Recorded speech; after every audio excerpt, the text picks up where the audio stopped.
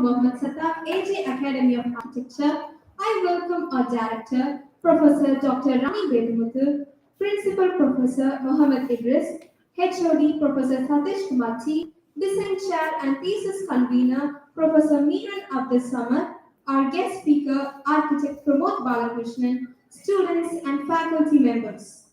I thank you all for joining us. As we are going to commence the thesis journey for the batch 2018 to 2023, as a part of MSAJA, we are organizing three guest lectures. This is going to be the first guest lecture on the topic Design Thesis, a Process, a Journey.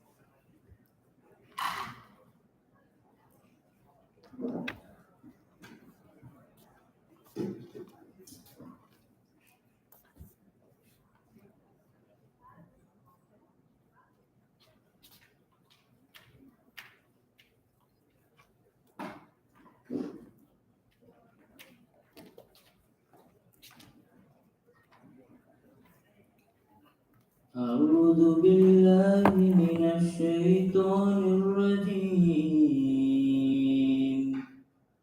بسم الله الرحمن الرحيم الحمد لله رب العالمين الرحمن الرحيم مالك يوم الدين إياك نعبد وإياك نستعين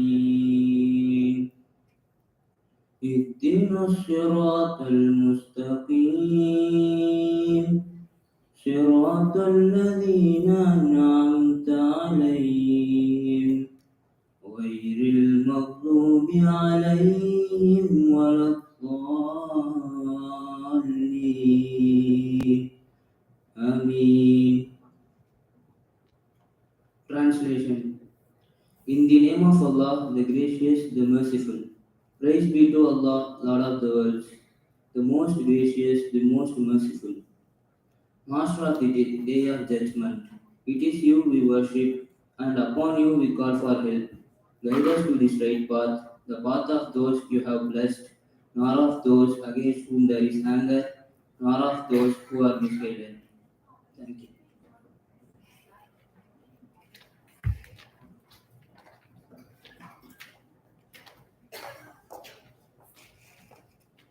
I call upon Janani from first year to introduce our chief guest for the lecture, Architect Pramod Balakrishnan.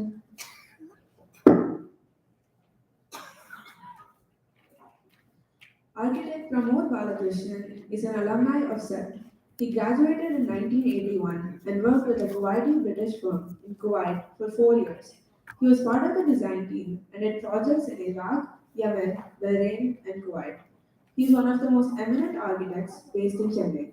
He runs his practice edifice for almost 3 decades now. He also actively devotes his time in influencing young minds through a collaborative platform called Chennai Architecture Foundation. His work includes many typologies and across many contexts and states. He believes in the process in architecture. His buildings are dynamic environments and are not static. He has been involved with academics as a juror, as a studio external mentor, and of late has led design studios. He has been part of the board of studies for a few colleges. We are glad to invite him to this session on design thesis, a process, a journey. Over to you, sir.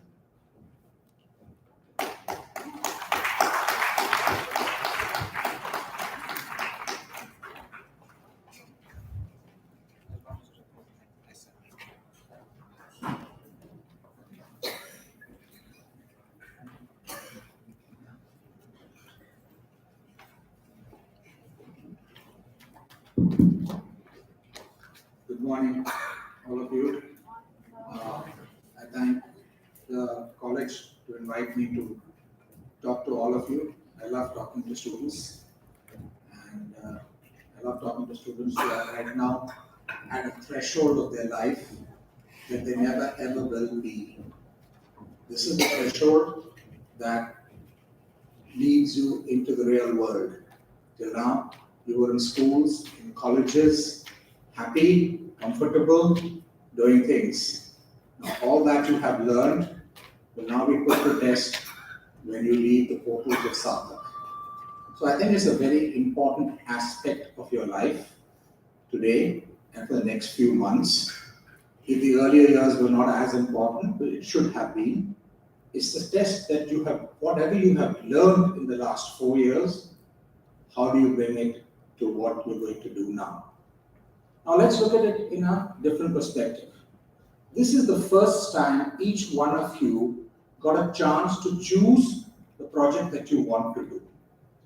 Some of you might have given 3 proposals, liked one but didn't get it, but still you had the chance to choose your design proposal, which was not the case in the studios before.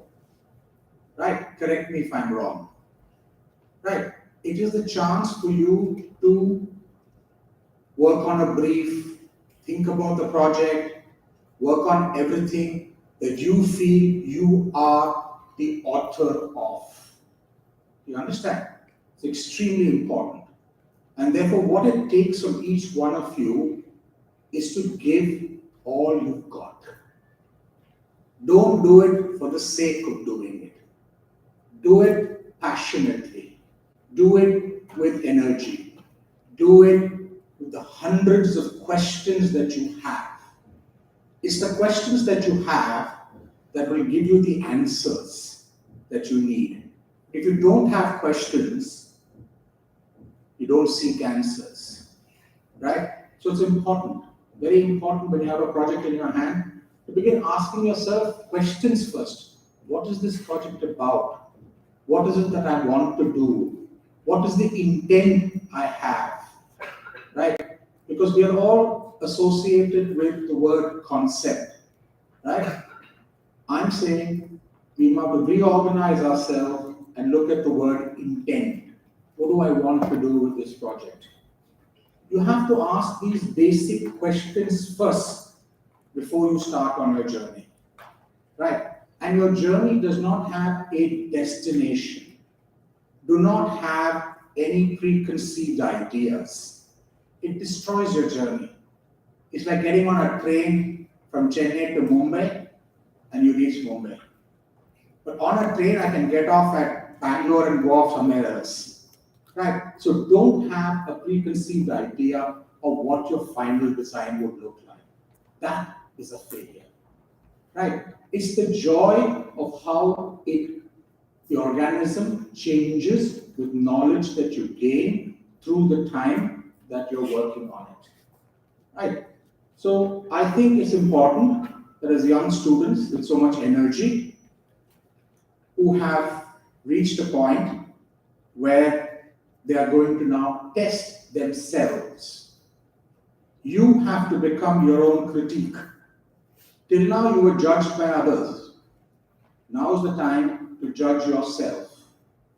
If you don't judge yourself and you're doing it for the sake of doing it, for the sake of getting a tick mark at every submission, then the journey is not there. You've lost it. You must have pride in what you do. You must have pride in what you do. You must criticize what you do. The challenge that we have in our lives is the first idea that comes to us is the best idea.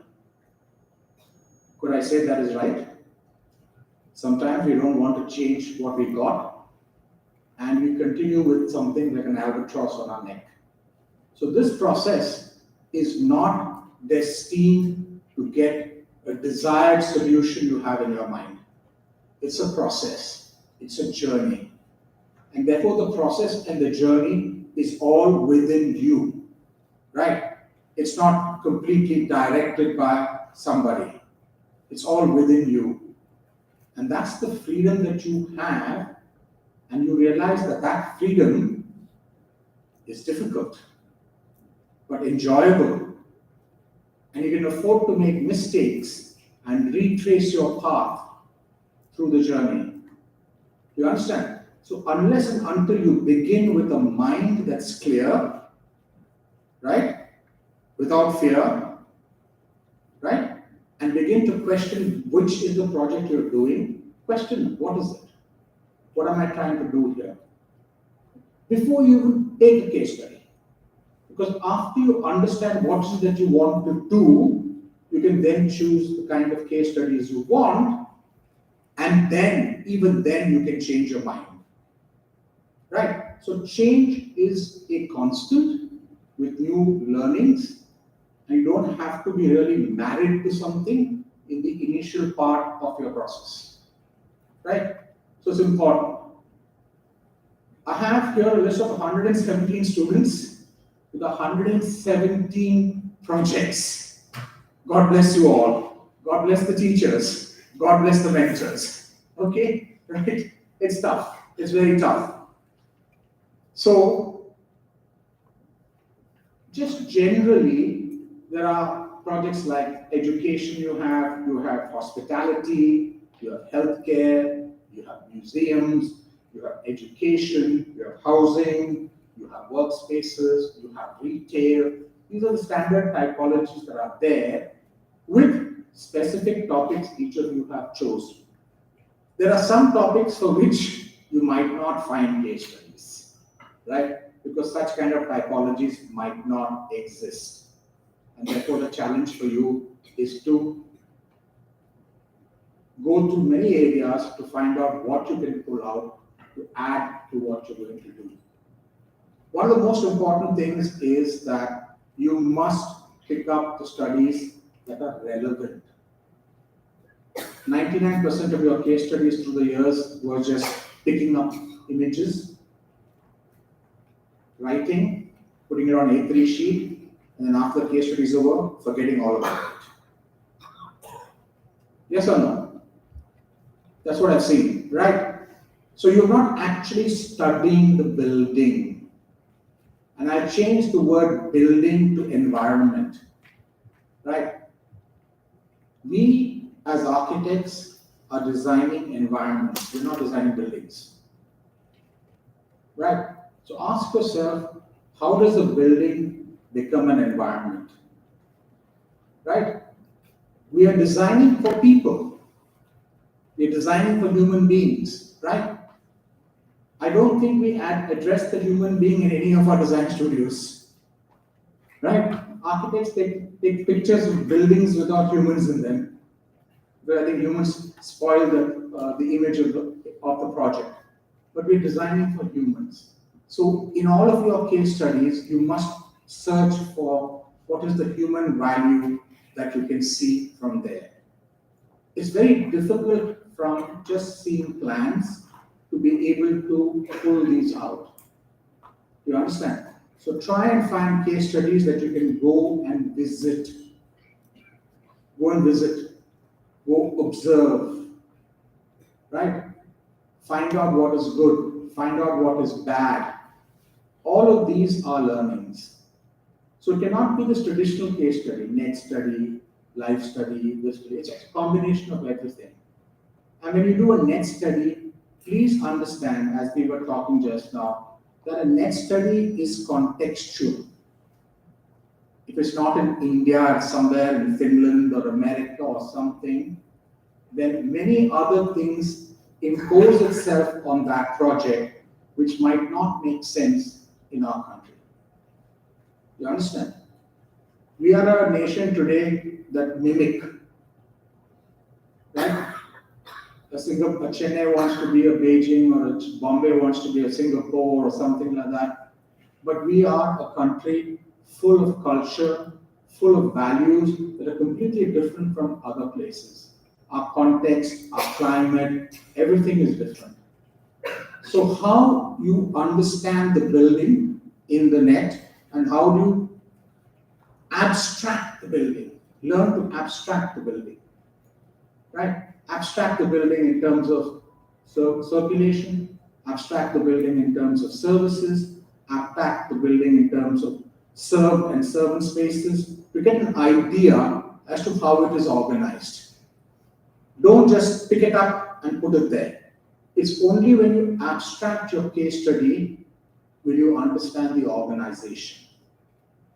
More important, when you're doing campuses, it's not the buildings. It's the journeys within the buildings.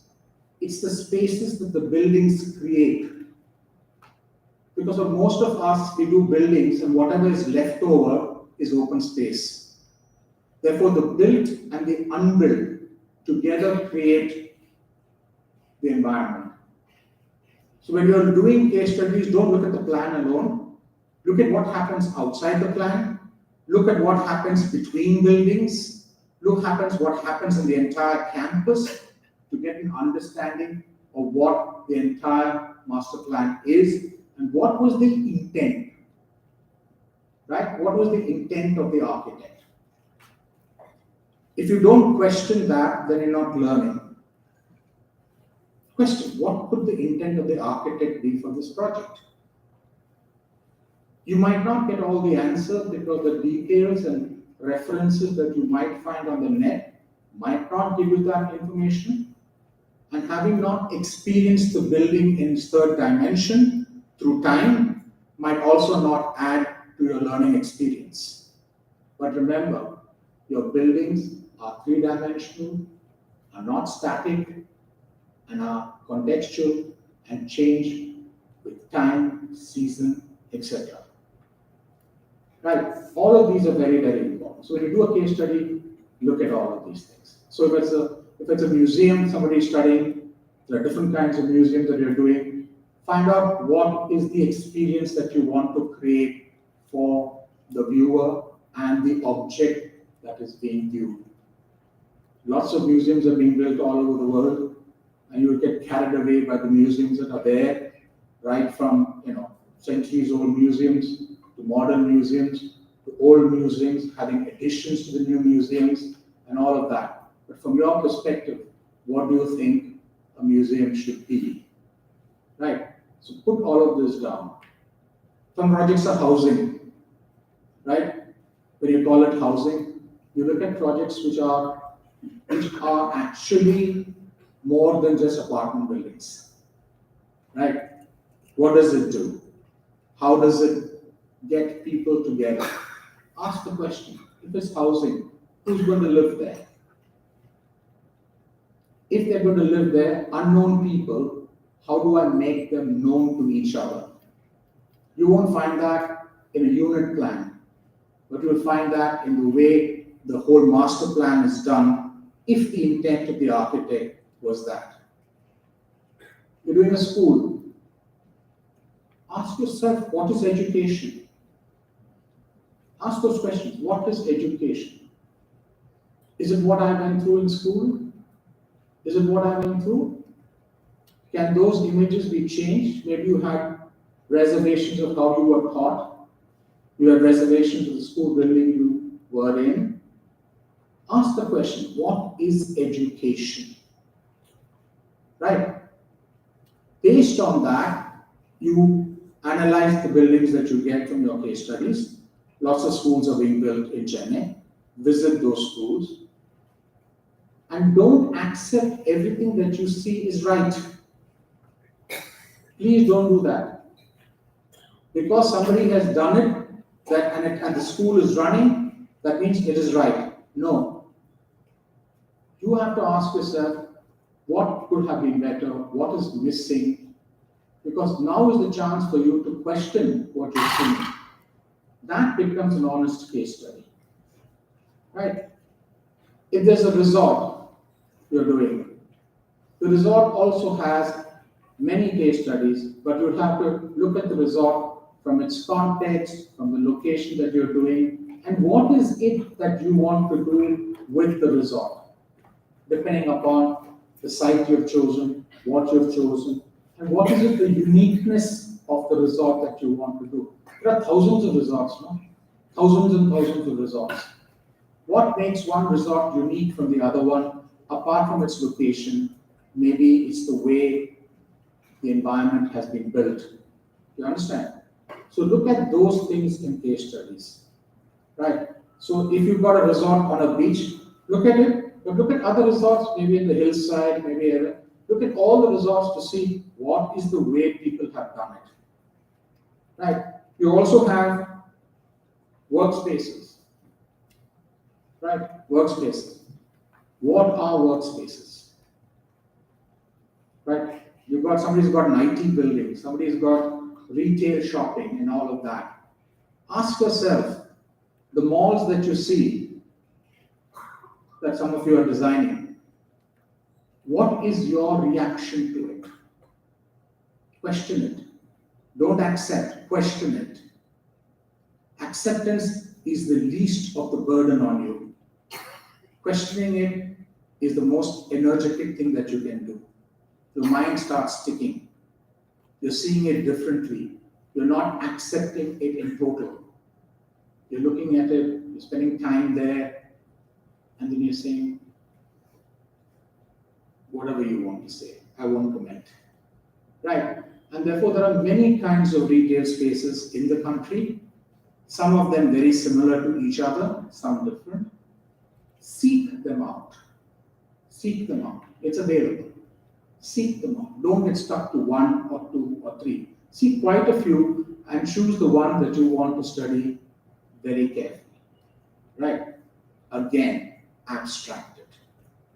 Abstract it in terms of circulation, abstract it in terms of spaces, abstract it in terms of volumes, accept it in terms of access, egress. Look at it with respect to how does it react to the outside. You understand? All our malls are boxes, no? They don't react to the outside. Can we react to the outside? Are those questions that you need to seek? So case studies now become more important than just getting something, putting it there, tick mark, I've done my case studies. The case studies that you do must help you in the process going forward. And the help can be not necessarily what you want to do, but what you shouldn't do. Both are learnings, right? We can't be choosing something that I can use this, I can use that, I can use this. That's not learning. What you should not do is more of a learning than what you should do.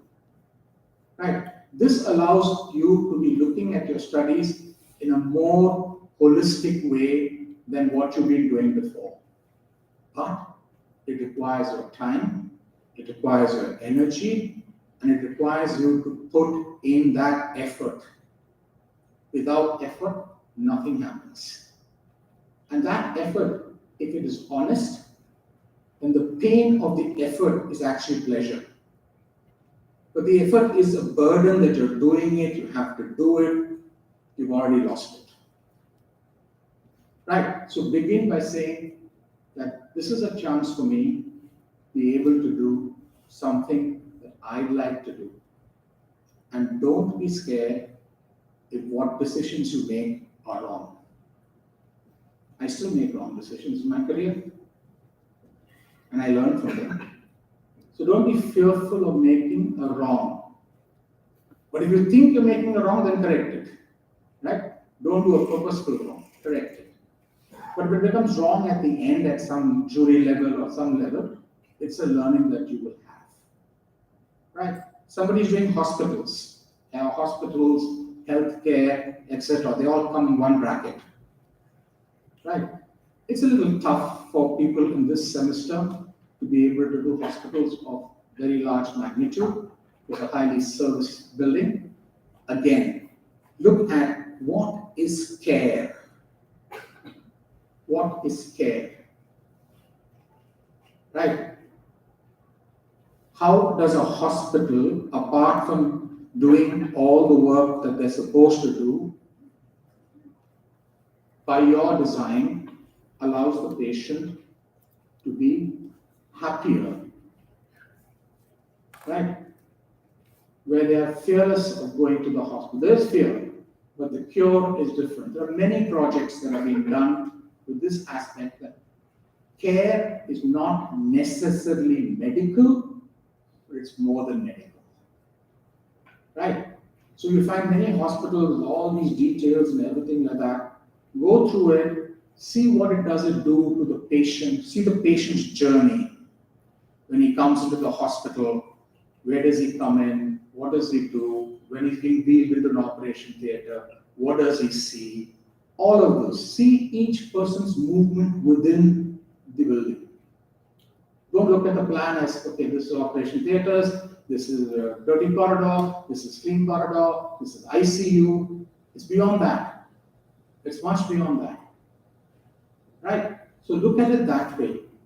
Look at it beyond what is shown to you. And ask yourself, what is medical care? You're an architect, you're not a doctor. But can you give care to a patient that a doctor cannot give? Ask yourself that question. You might not find the answer, but the question will be a worm in your brain that will keep on eating into your brain. So always look at what, as an architect, can I give to the project. Right? There are sports, right? Sports stadiums. You must have seen the World Cup right now at Qatar and seen all the kind of sports stadiums that you saw.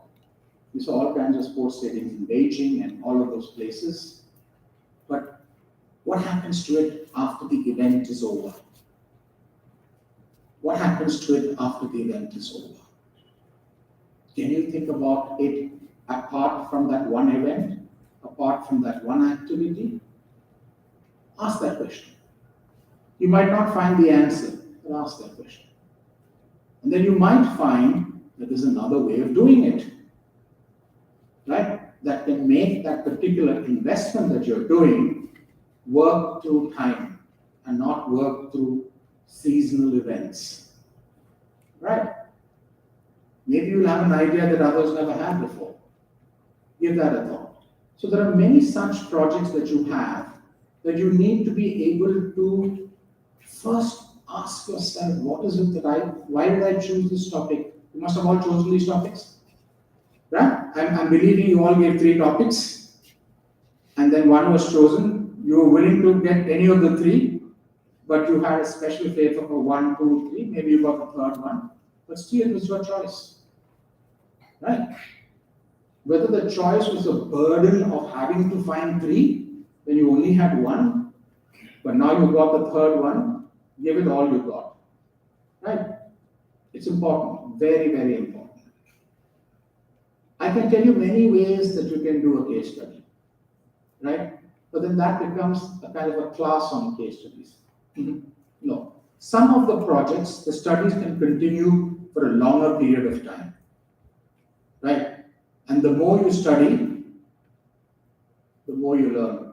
Because as you pass through 1 month and 2 months working on your project, your understanding of the project is improving, and you're constantly looking at other projects to see what you can gain, what can be done. So don't look at it as a case study, oh, this is case study, after now case study is over, I must do design. They all must have to run parallel. You understand? And who is the critique of your project? You. You are the critique.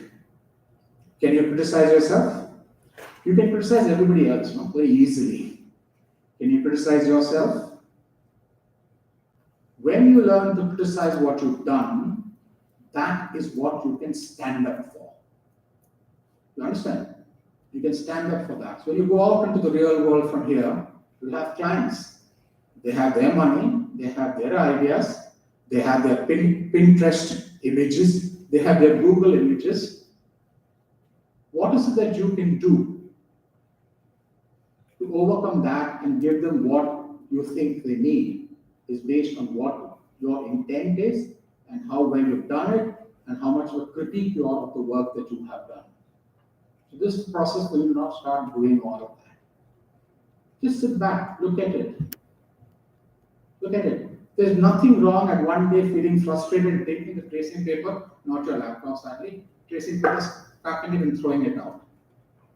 Because you don't like it. Learning. Learning. I would say to all of you, try and use your hand. Try use your hand and the paper in the initial part of your exercise. The laptop is a very small tool. And a design thesis, whether you're 20 acres or 80 acres, is just that much. So when you begin to work with paper and your hand moves, you don't need commands to move your hand, you can start doing things much easier. Because there is a time for the computer and there is a time for your relationship with what you're doing. Right? So try and do that. Don't straight away go onto the computer. Don't do all of that. So it's a journey. It's not a journey that is destination bound. Yes, at the end of 4 months, you will have to submit something, right? And you can decide what is it that you want to submit and how is it that you want to submit. It doesn't need to be everybody is doing the same thing. I will also do the same thing, right? And when you reach the end of the journey, there's going to be a viva and a jury where somebody comes and sits and doesn't know anything about you, and you're given 10 or 15 minutes to explain your scheme. What will you explain? What will you explain?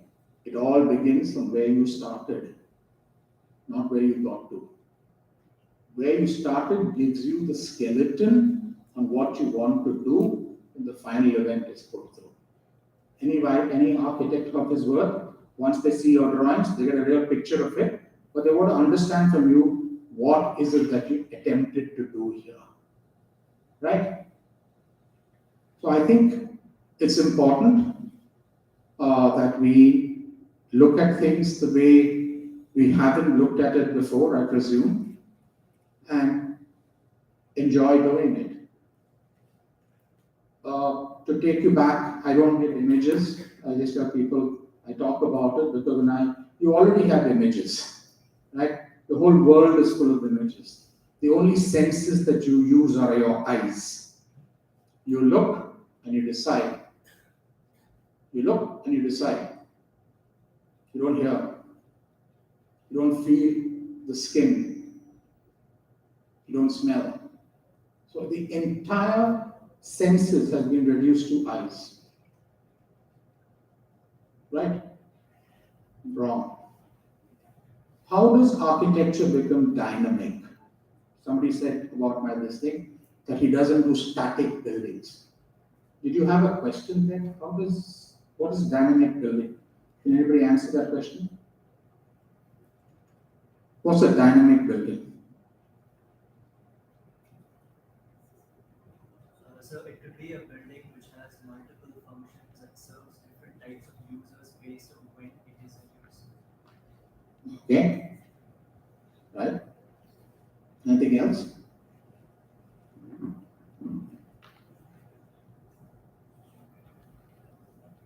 No? There's no gift for the right question. There's no punishment for the wrong question. Just questions. What is a dynamic building? For a dynamic environment? Any idea? No? 117 students, not one question? I think you're a staff member, no?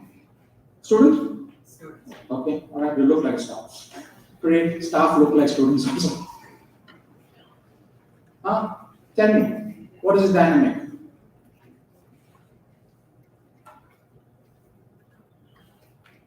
You stop thinking? Have you all stopped thinking? Huh?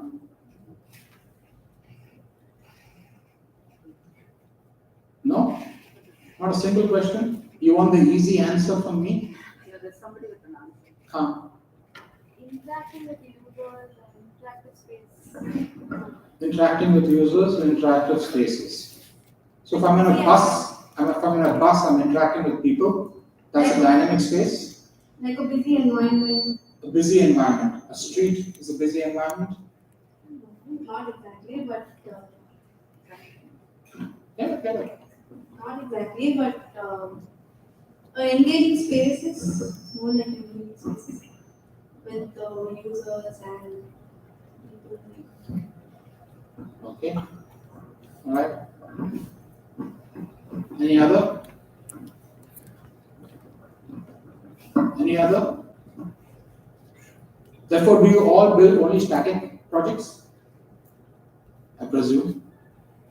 Because you don't know what a dynamic project is, then you're only doing static projects. What is a dynamic project? What's a dynamic environment? Not a project. It's a dynamic environment.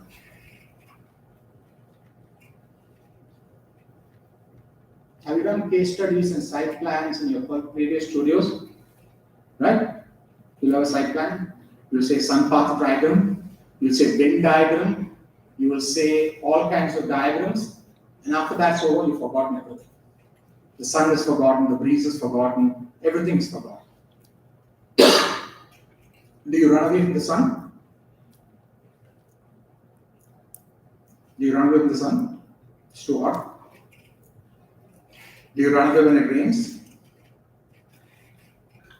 Do you ever see the moon? Do you ever feel the breeze? No, you don't feel the breeze. You only accept air conditioning. You only wear dark glasses because the sun is bad. You carry umbrellas because of the rain. And the breeze, what is it? Right? So the only things, I'm forced to now tell you what it is because I don't know. If I don't get questions, how do I respond? The only thing that's dynamic is nature. The only thing that's dynamic is nature. The sun does not follow the path every day. I hope you know that.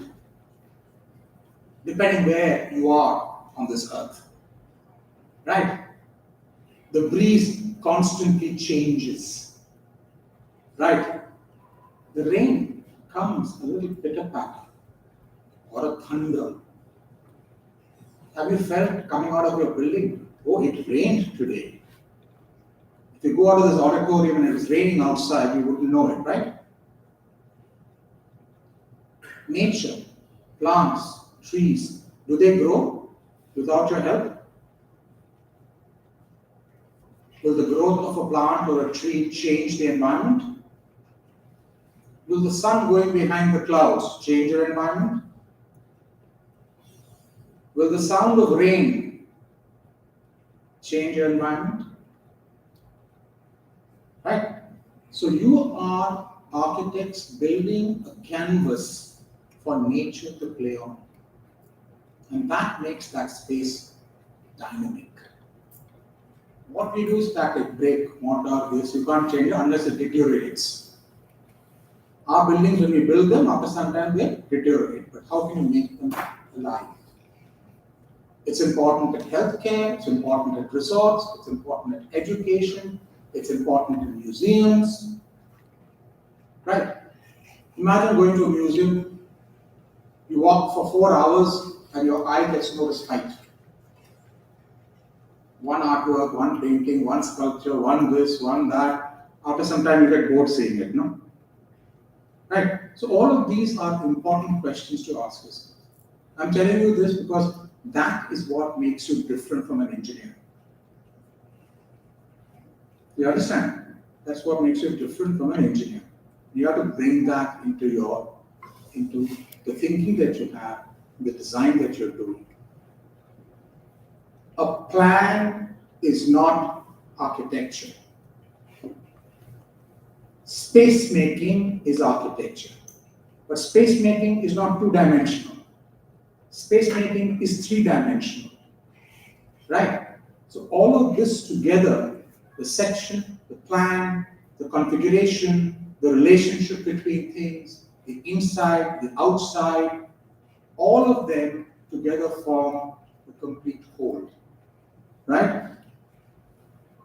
So all of this are things that you must look at when you do your case studies. So the tragedy to do our case studies, we just look at what we've done before. Okay, we've got a plan here, all right, fine. tick box, I've done the case study, you don't question it. So you might carry the wrong notions of it with you for the rest of your life.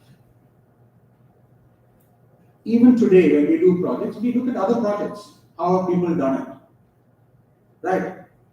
We always see what other people have done on a project or a typology that we have not done before. We still look at it.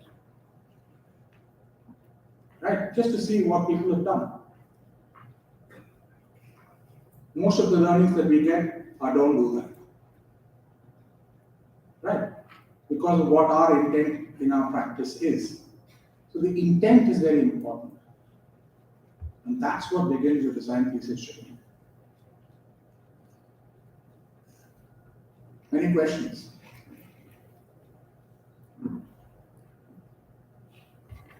Any questions?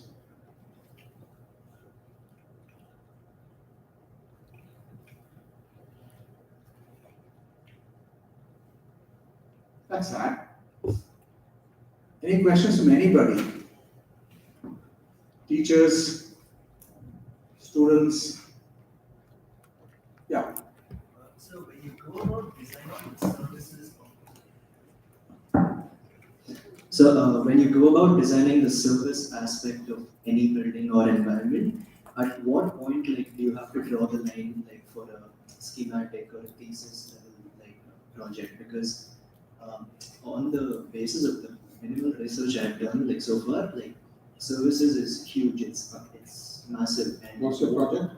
Workspaces, an IT industry, an IT campus. So at what line do we stop the detailing of the services? Okay. You must understand the concept of services. You must cater to the services. Right? There's no necessity I'm going to ask you what is your chiller capacity, what is your HO capacity, or what is the lighting load or something like that, or what is your generator size, or what is your sewage treatment plant. No, not expected of you. But you must understand there are things like that. And from your case studies, you might find some amount of per area so much. Right? So in your case, if you have learned air conditioning here, they might have given you a thumb rule per square foot, how much ton, right? So they must have told you how does air conditioning work in an IT building, whether you are water cooled chiller or air cooled chiller, what are the capacities. So basically that is all that you need to do. Provide the spaces for it. Provide the spaces for, if you're doing a multi-story building, then obviously your staircases, your lifts, your fire shafts, your sprinklers, knowledge of that. I don't think it's more important to have too much of it, but the knowledge of it and that you have understood it and you've catered it to it. You don't have to work all the details. Not expected. Thank you, sir. At 40 years I can do it, but at 50 year it's very tough to do it. But have that knowledge, structural knowledge, very important. All our young architects that come out from colleges are very weak in structure. They think anything on the computer will stand. Right? You put Fabicol and glue to stand. The model will stand. So structure is important. Right? Orientation is important. Context is important. Of course, typology is important. Any questions?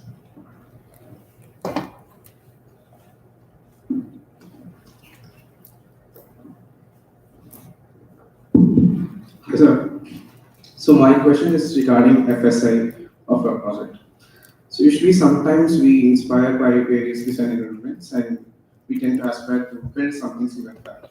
But I think everybody at every point of view, at every jury, they get questioned about the FSI, have they ever reached the maximum. But sometimes as designers we don't feel to build a lot among it. We stop at certain points. So I just want to know how it is actually working in the industry. Sometimes do you tend to stop you feel this is it and you don't want to build beyond it. Will you consider FSA at all stages of it? Would you reach the maximum at one point? It depends who you're working for. If it's a developer, he wants maximum FSI. If it's a corporate client and he wants something, his FSI is not important. If it's a house, his FSI is not important. So if it's something got to do with return on investment, then FSI is important. So what if some projects, they tend to give more return of investment than actually, going vertical or, achieving more FSI. Sometimes the economy that's working inside the building would be more. What do you do at that stage? See, at the end of the day, there are so many restrictions on it. FSI is one, rules are one. Now the horrible Vastu is one, right? All of these are restrictions on it, right? It's like a parrot in the cage. You put the parrot in the cage, the astrologer opens the cage, parrot walks out, picks up a card, goes back into the cage, comfortable in the cage. Because he clipped the wings of the parrot, right? So if you know how to fly, whatever cage is given to you, you will make the cage and fly. You will make the cage and fly because you find a way to do it differently yet satisfying everything. Yes. Right? And you won't call it a burden. And the challenge is that. Somebody's putting money into it, no? If you were a developer and you were putting money into it, you want to get back your money, no? You're not doing charity work for others, no? Right? So look at it from the other person's point of view. What is as an architect you can do? Right, today FSIs are being increased in Chennai. So what are you going to do? Right. So how do you accept the challenge and how do you still create environments? Right? So if you have that in you, it's a challenge. And without a challenge, what fun? Without arguing with the client, what fun? Right now, you're only arguing with yourself and your teachers. The clients are not as easy as them. Right? Okay? Thank you, sir.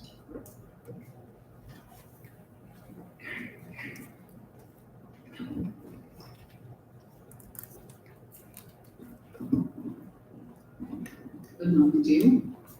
It was very interesting. You were talking about the three-dimensional perception, and you also spoke about the fourth dimension, there's a temporal aspect. I think if you can just clarify that a little more to the student, because they're just going to pick their case studies and start analyzing it. So that time can be explained a little more to the students. Yeah. So I'll explain this in a manner. It's very difficult to explain in words until unless you observe and feel. Right? Observe and feel. And that observation and feeling is singular to each one of you. It's not a collective information. It's your sensitivity to something. Right?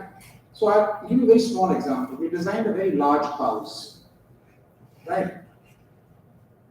And if I put a bed in a bedroom, it's going to be a bedroom, no? So put a dining table in a room, it's going to be a dining room, no? And this is a big client. He knows what a dining room looks like, what a bedroom looks like. How do I explain this house to him? Or how do I explain this home to him? Can you find the distinction between house and home? Are they both the same?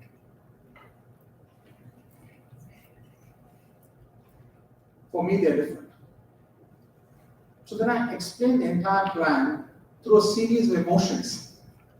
That when you come here, you will feel this at this time of the day. When you cross over, there'll be a sense of elation, and suddenly the sun will come out, striking you at this point. When you reach there, so we spoke about the journeys within the house. We never talked about rooms. And this man is sitting and listening to me. After we built the house, I forgot what I explained to him. He called me after 3 months. Why does a client call you after 3 months? Something is leaking, there's a problem here, your detail is not good, this is an issue. You understand? So I said, okay, I went there. So he put his hand over my shoulder and he said, Pramod, that first presentation you did, and I don't know what I had said. Everything you spoke, we were sensitized to something that we were never aware of. You gave us so much to this home that we would not have understood it if you hadn't explained to us in the beginning, because when you explain to them on a drawing, they're not experiencing it. No? Only when they begin to use the space and think about what I spoke to them about, they began to experience. Right? And each one of them, the child experienced it differently, the grandmother experienced it differently, all of that. That is what we can bring together. 6 months later, he called me again. I said, this time to Gaya. Took me to the terrace. He wanted a pavilion on the terrace to see the sea. Like the more than 500 meters away from the sea, which is the rooftops, so everybody saw before you see the sea. No, I want a pavilion because he had not built it as yet. No? So he thought if he had a pavilion, he could see the sea. So I said, you ever come to the pavilion? No. What you said was right. Thank you. Then he took me around the parapet. So now what is happening? There were houses on every side. I can see outdoor units. I can see rainwater pipes. I can see geysers. I can see buyers. I can see this. I can see that. I can see this. And these are homes of very big people, each of them having 1.5 acres of land. So I know where he was going. So he says, Pramod, for the last 2 Sundays, me and my wife have walked around the house. We didn't find anything. What have you done with all of it? Right? So more than what I'm trying to tell you is not only making spaces, but also handling services together form the project. Right? Form the project. It's the spaces that you create that gives you a sense of elation. Right? When you go into a large space with a lot of light, right? Go into a short space, you transition. All of these are various elements that you can use in your design. Right? In a museum, how do you bring in light without impacting the object that you're looking at? Right? In a school, is the classroom the most important thing? Is the staff room the most important thing? In an IT building, is it only a glass building? You must be driving down the road every day, no? And you see all those IT buildings, no? Glass on the east, glass on the west, glass on the north. You go to those glass buildings, they've got blinds everywhere. Right? So now what has happened is everybody's mimicking something without questioning it. And when you keep mimicking it, the rest of the world thinks that is what? A lie told 100 times becomes the truth. That's what we're living through right now. So if each of you find the reason saying that that's not the way we want to do it, we want to do it another way, you'll find it. But you see, if everybody's done it, I will do the same thing. Yes. That's not right. So the whole journey within a space, the pause points you create on that journey. Right? Take a train journey. Though it's linear, but you get off at a station, it's a different environment there, you meet different people there, different kind of activity there. What are the journeys within your spaces? What are the pause points in your spaces? Where do you find relief from the monotony that you might have created inside you? You understand? When I was a patient in a hospital being wheeled in for a surgery, that's the first time I said, oh my God, this false ceiling looks terrible. I was lying on the stretcher, being taken, I was fearful of what it is, and my eyes are going up the ceiling and I said, oh God. But if I had not been on the stretcher, that false ceiling would not have mattered to me. Because I didn't question it. Right? Because everybody's perspective is different. And we must look at everybody's perspective. You understand? So each of these are energized by nature. Energized by nature. You find people running into the city, no? To trek, to walk, to do all kinds of things. They're fed up with the city. Why? It's all concrete. But all of you within your buildings can do something different. Can do something different.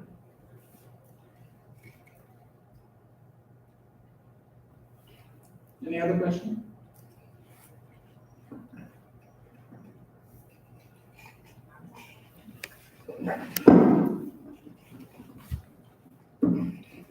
Good morning, sir. if for a project I'm going to concentrate on a particular group of people or a category of people, I like think of the design and the spaces. I end up like a very big volume or a big space, and then I have second thoughts about the investment and the investors. So I don't like I stop in a point how to prioritize between the investment or the experience of the whole space. Oh, we will forget about the investment today. You're a student, right?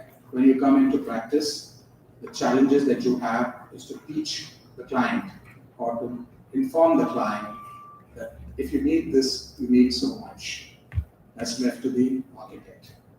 Like what has happened to most of us is that we get a brief from the client, like we get a brief from the studio, and the brief becomes sacrosanct.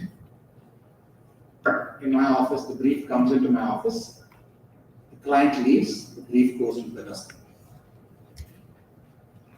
Because he's come with one singular thought, no? Right? With whatever he's seen, no? It goes into the dustbin. I have a rough idea what he wants. The rest is left to me to give him what he wants. And then for me to convince him. So investment is important, yes. But if the function requires a space of that nature, for it to actually function the way it has to function, then it needs that space. Or can you do something where the investment is less, but the space is also available as an inside-outside space, depending upon how often that function is being used. Right?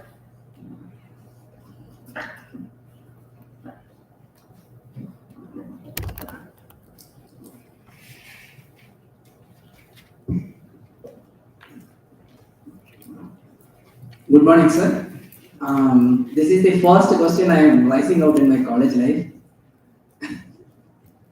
I'll give you an award. Yeah, as you said, questioning is important and it paves opportunities, procedures, ideas, answers, etc., etc. Can you suggest us some tips or techniques which would help us to become and well observing and questioning human beings? I wish there was a simple rule. I wish I could do one of those Baiju courses or some other courses. It's left with you because you come from a history of experiences, which maybe somebody else doesn't come from. And those history of experiences have brought you into something. So for you to crack the egg and come out is different for somebody else to crack. So all I can say is you observe. You observe. What happens is when you go on a bus journey, pause in our ears. Right? You're disconnecting from everything. Architects cannot disconnect. Cannot disconnect. Right? One of the exercises, I'm just explaining to you, you asked me a question, right? Okay? Of how to space this experience, right? In my internship program, which I run at my office, we take 10 students from 10 different economies. I don't look at their portfolios. Somebody has to come from here, somebody has to come from there, somebody's only Tamil speaking, somebody's a rich person, they come into me, 10 different people. They have to learn to live together. The first exercise I give them is what is a bus? Can anybody define what a bus is? Don't tell me it's a transport. That even my 2-year-old boy will tell me it's a transport. Tell me something else. It's the beginning of questioning. I'm coming to you. What is a bus? What is a bus? Anybody, not him, anybody. Don't give me the standard answer.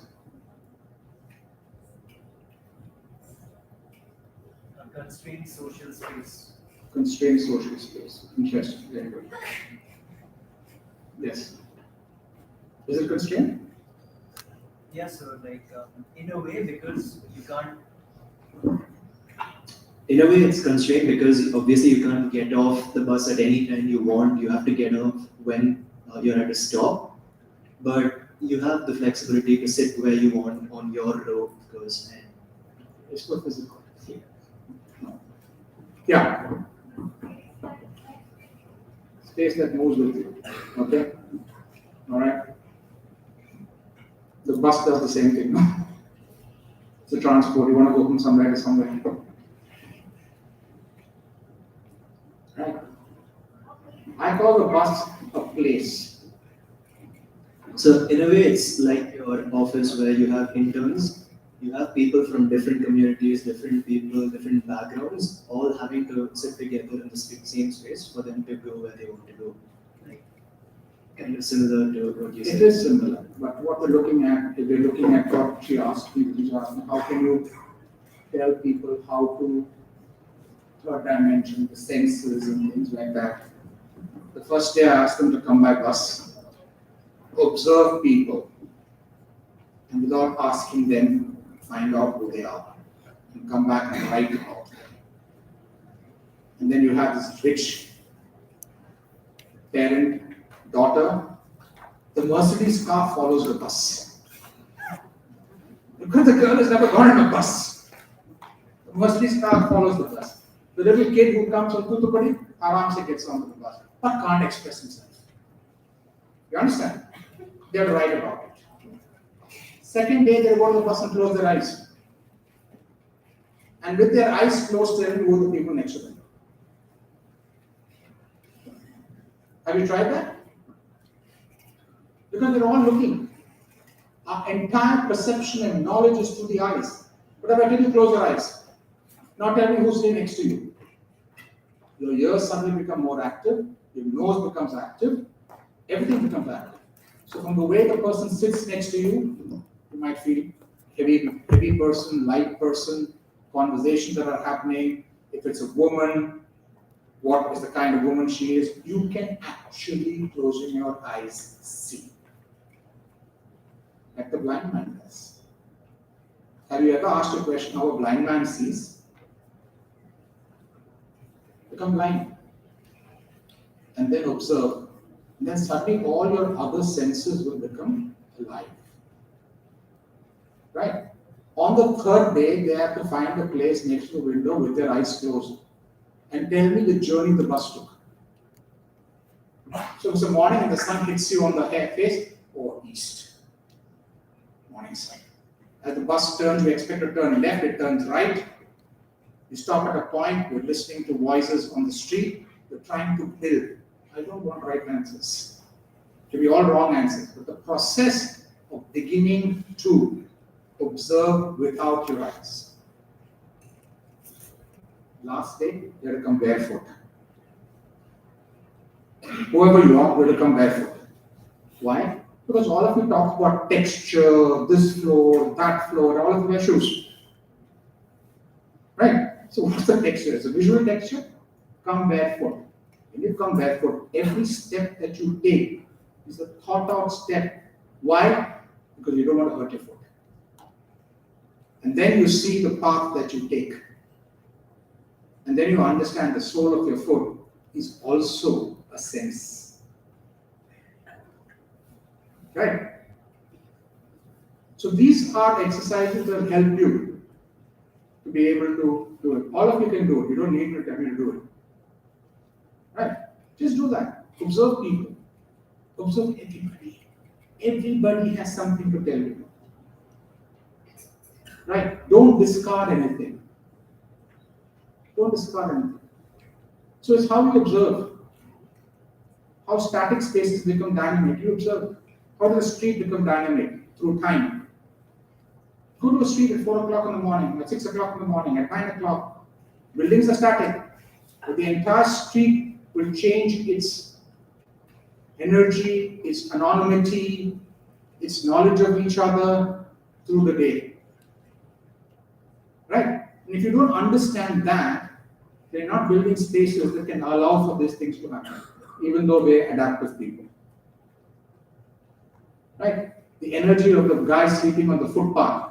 He pulls out his blanket, the dog along gets up with him, and he's alive. The guy at the coffee shop, he knows everybody. They're discussing the politics of today. Go there at 10 o'clock, nobody knows anybody. Nobody knows anybody. Same space. So if you observe, and you make an effort to observe, wherever you go, You observe your school building. You observe your college building. You observe and see how people use spaces, because people use the spaces that you create, which unfortunately we don't talk about. Right? That's important. And it's a lifelong experience. Lifelong experience. And if your case study forces you to travel, travel. Travel. You might not find some case studies in Chennai. You might find them somewhere else. Travel. And having traveled there, you might not get access to the case study. Find a way to find access. Have any of you in your career attempted to walk into a building that you saw that was under construction? Any of you? Any building under construction, just to go and see how it's being constructed? Unless the class teacher says, we are going to this site and now we're going to look at the construction. Have you, each one of you on your own, gone into a building that's under construction? Not to learn, but I just randomly happened to. So what is randomly? I'm going randomly, I'm not going to learn. No, so the intent, like you said, it wasn't. When you walk into something, you're seeing something. Therefore, you're imbibing something from the scene. That's a learning. No, I learned, like, looking back at it, I definitely learned from it. But, like, the reason I decided to go there was not, like, because I True. wanted to see what's going True, on. agree. Have you done it once? Once. You want to do it 100 times? Maybe not 100. 10 times. Yeah. So you have to find a way to go to places. Who stopped you? The watchman will stop you. How do you cross the watchman? Depends on how ingenious you are. Right? I go to other people's building under construction. Because I still learn a lot of things. So you need to do that. Break your shackles. Do things for yourself. You understand? Right. Right. Whether it's in Tamil, whether it's English, whether it's broken language, write. When you write, you have to think what you want to put to words. Right? And that forms a relationship of the thought process in your mind. You're not worried about your handwriting, you're not worried about write. Just like whatever you saw on the day, whatever you felt right, whatever you didn't do, anything. Make an attempt to write. Do any of you write? Except exam papers? Right? All of this helps you in choosing your case study.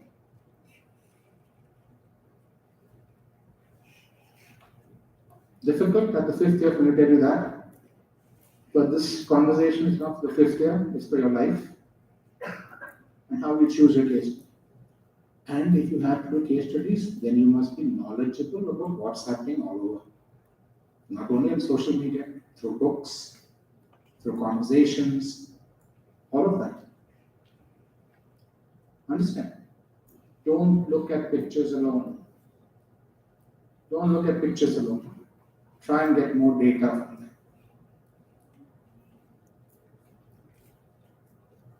Any other question?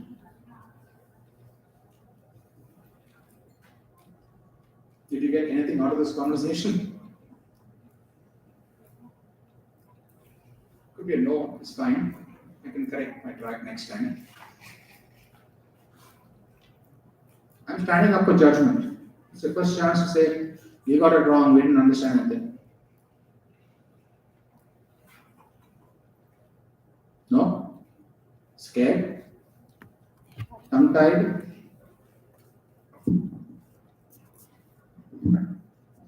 Hi, sir. So, the reason was the technological advancement in architecture is very vast. So, putting in precisely, let's say, augmented reality, virtual reality, immersive technologies, all those. So, with designing a space with certain intentions of these technologies, how to go ahead with it? Should we solve it like more structurally, or in reality, there are many fields into these kinds of constructions, like on a thesis level? Or designing a space with all these technological advancements, like how should I go it, or at what level should I limit myself? Have you any experience in it? How much of the technology do you know? Like I can put it with visualizations in on an experience level, but on architectural manner.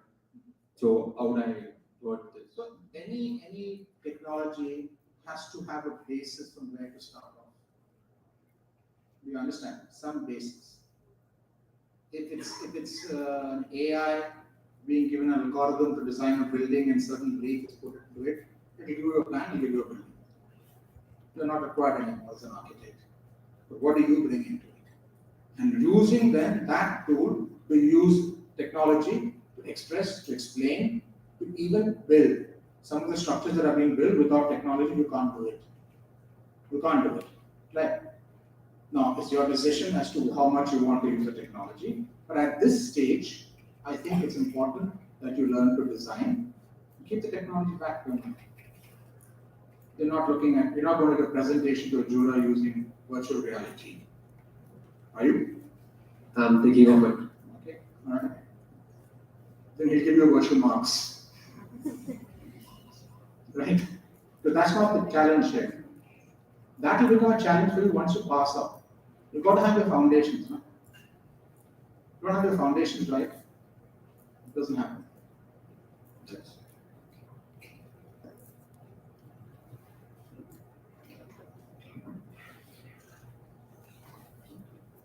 Any other thing? Any other questions?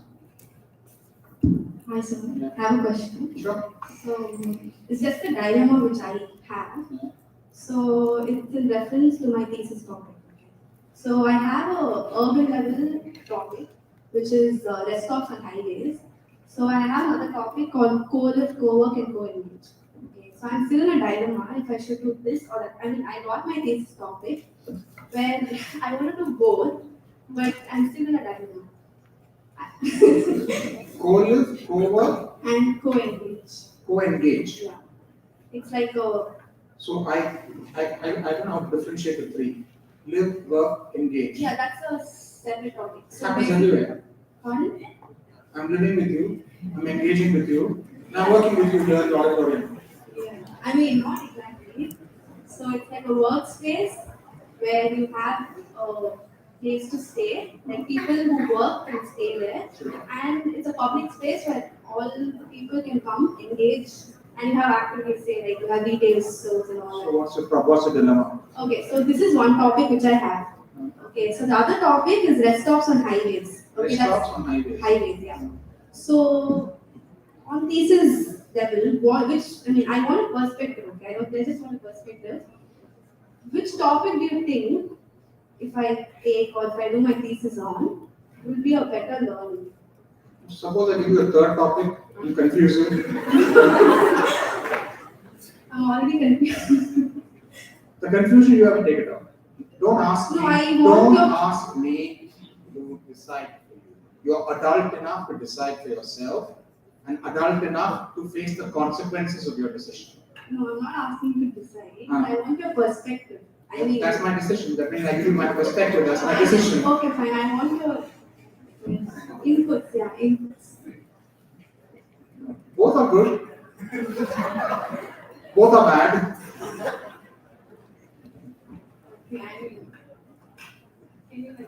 See, therefore, what's happening is you're not thinking for yourself. You're asking somebody's opinion to give confidence to your thought. No, the thing is, I may not know maybe you have a different perspective on something which I may not know.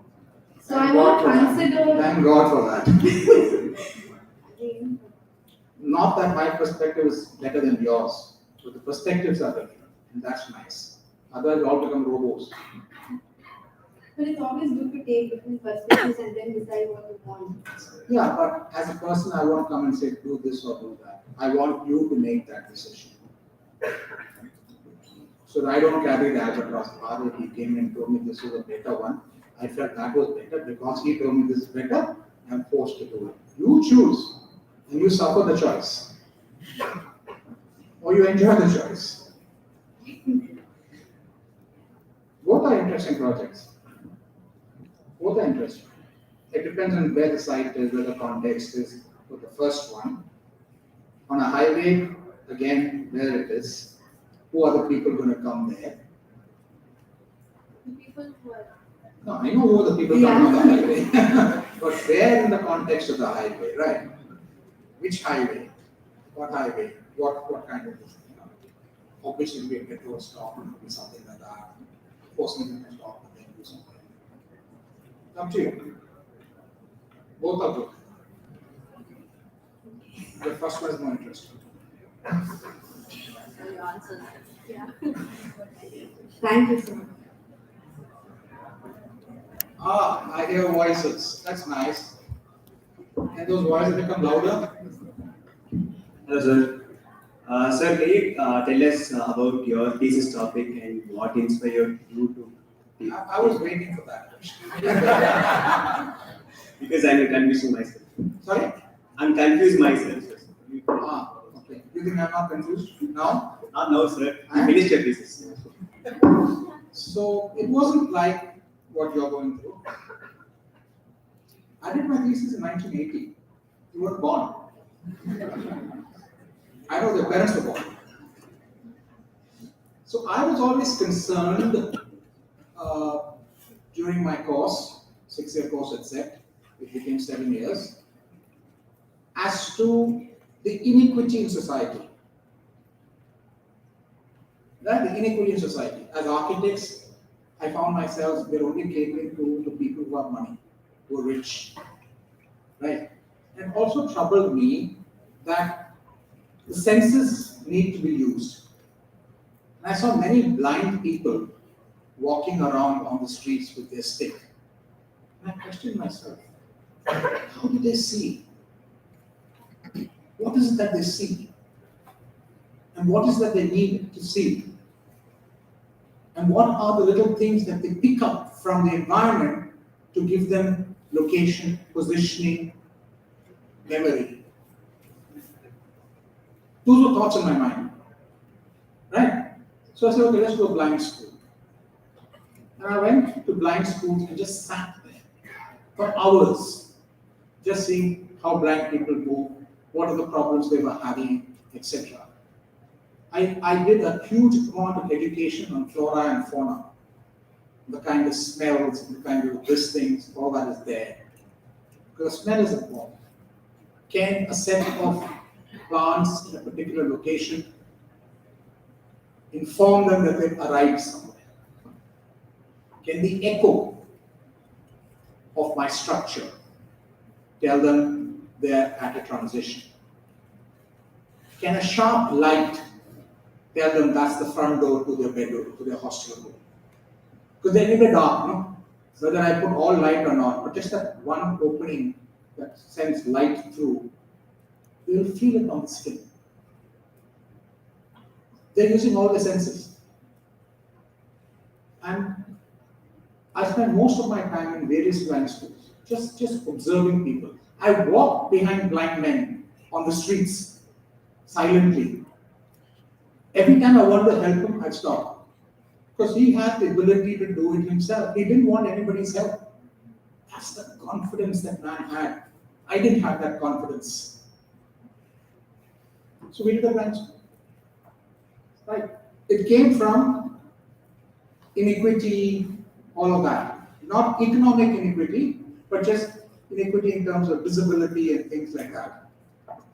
And that helped me to pick up my piece of problem. And it was quite interesting. Can you also share your first project, sir? Like after you graduated? After I got my own first project, Yeah. not working for an office. Both is fine. No. I worked in Kuwait, so with a British firm. We were the brown, the whites took all the credit. We were part of the design team, like I said. I worked in Yemen, Bahrain, Kuwait, lots of places we were working. All our designs we did, and the white man took credit. So we said, I won't use the word, and we came back to Chennai. Right? We chose Chennai, not knowing anybody. Not born and brought up, not educated, nothing. Nobody. So the first project was a toilet. 7 years of experience in set, 5 years of experience in the Gulf, doing extraordinary buildings. The first project was design and pilot. The second project was extension to a house. Who was my client? A 10-year-old boy. I had to convince a 10-year-old boy as to what it had to be. Now, if I said that's too small for me, I'm here, this guy, I've done all of this, I won't do it, I would not have gone anywhere. So everything is an opportunity. Everything is an opportunity. Did I expect that my toilet came? No way. I didn't want to be toilet came. Right? But we did it. So all our projects right now, 40 years of project, all across the country, some outside, are all a result of what we had done before. We never go to a client asking a project. We never compete for a project. We don't work with the government. Don't worry. Okay, my first 4 projects didn't pay me. Was I disappointed? Of course I was. Did I give up? No, I didn't. Why? I had no other choice. Did I answer your question? Yes, sir. Okay, thank you, sir. Is there an extension to the question? No, sir. Anything else? Not about architecture, but anything else?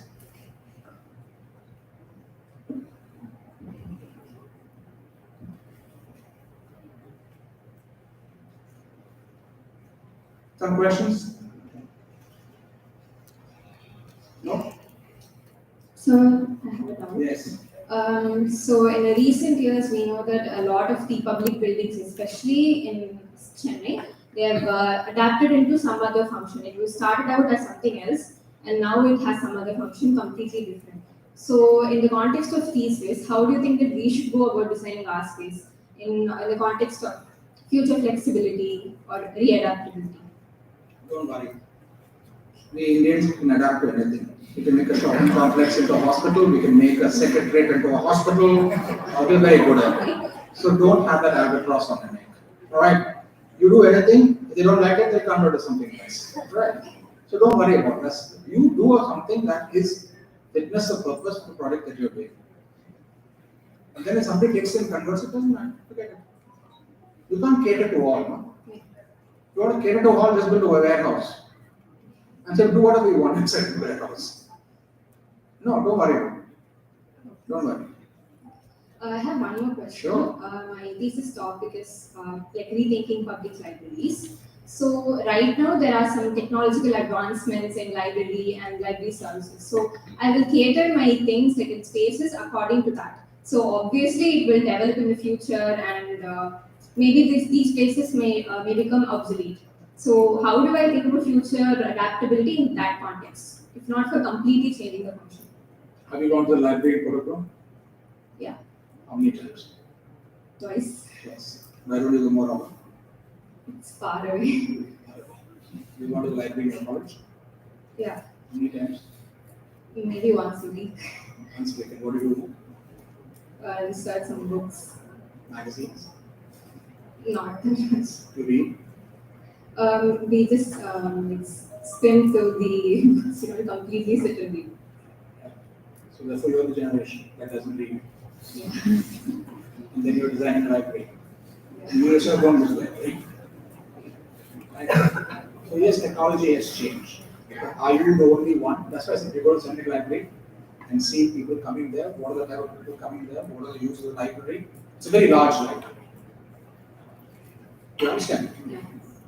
Technology has moved the book away. Publishers are dying. Because more books are now available on Kindle or something like that kind of stuff. And then you can read it anytime, anywhere, everywhere, and not carry the books with you. Right? So technology is hopefully improved reading. Right? So how does the library change? I don't know. Would they digitize all the old books in this world and pay you to access it? Maybe.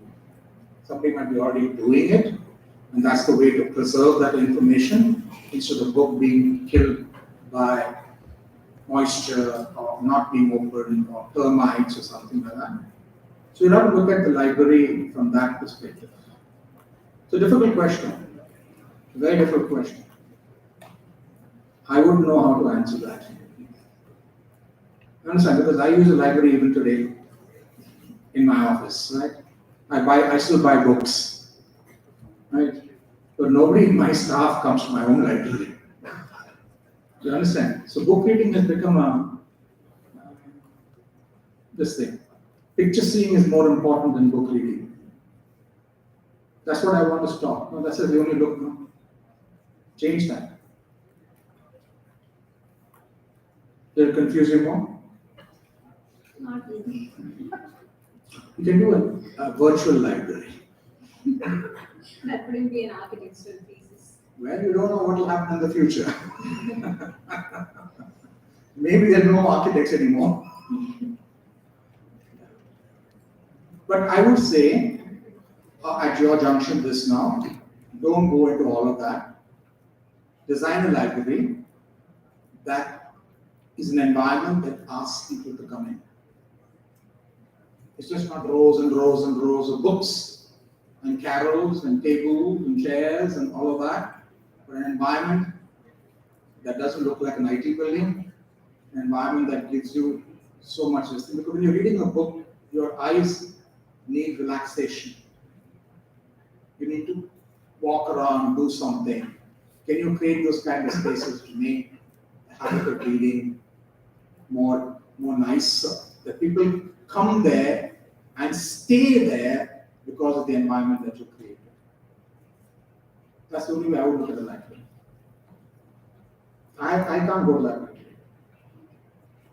It's so cold, morose. Whatever color you add onto it. Maybe being readapted into another Apollo hospital or something. Did I answer your question? Yes. Thank you. Anything else? Call it lunch.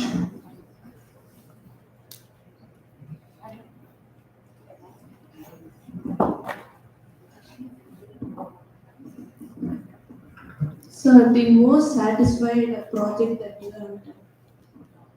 Oh, many. It depends what you define as satisfaction.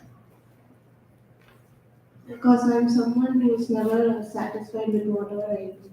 You're young. So I need to know Wait. when to stop. You've not built anything. Wait. When you go through pangs and sorrows of building something and then get something that you want, satisfaction. My satisfaction is an old lady in a free eye hospital I designed in UP, old farmer lady, comes to me and hugs me and tells me, "Beta, आपने क्या बनाया है? मेरे को लगता है कि ये हॉस्पिटल ही नहीं है. कभी कभी मैं आता है यहाँ पे just बैठने के लिए." Do you understand that? Did anybody understand that? I spoke in Hindi because another project in UP that I did pro bono because I couldn't give back to society. So I said, this school work I will do pro bono, and my client wanted marble and all of that. I said, nothing. Kekran, we will do a building for Kekran. Right? And we took the hospital to another level. We had an amphitheater in front of the hospital. Would anybody do that? That's not part of the brief. Huh? We had an amphitheater in front of the hospital because these are villages coming from 100 kilometers for free eye checkup and all of that. And I visualized that they would have some talent with them, the ones who come to attend the patient. They'll play the morcham, or they'll play the tabla, or they'll dance, or they'll sing. And the town did not have a public space that was this thing. So that became the threshold between the public and this thing. And people came and saw the amphitheater, did not know it was a hospital, and when they came into the hospital, it just exploded in faces and light. And monkeys too. Right, it was all done that way. So there are a lot of satisfying experiences.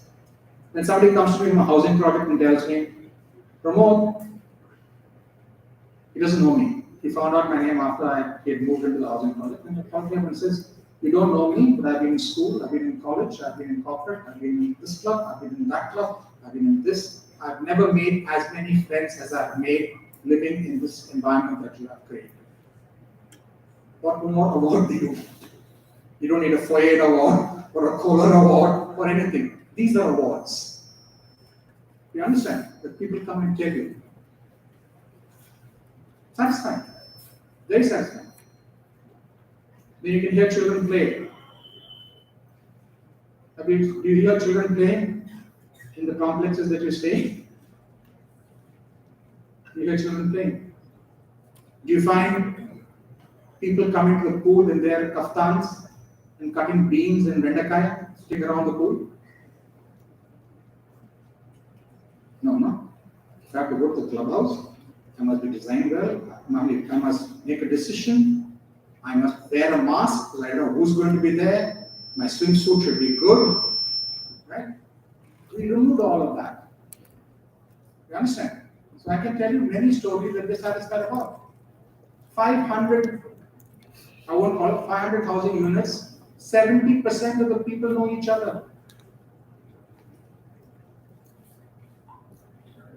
In your apartment block, people don't know who your neighbor is, who's in the fourth floor, who's in B block, who's in C block. Right? That's because that is the intent. The most important thing is intent. What do you want from your project? So that's satisfying. You're not satisfied? Very good. If you're satisfied, no growth. Right? So don't worry if you're not satisfied. It's good. It's a good feeling. It's a feeling of much things happening in the future. But don't make you depressed for that. That's what we don't want. Not being satisfied is not depression. Just learning. Any questions? Anything that I have not covered you expected me to cover?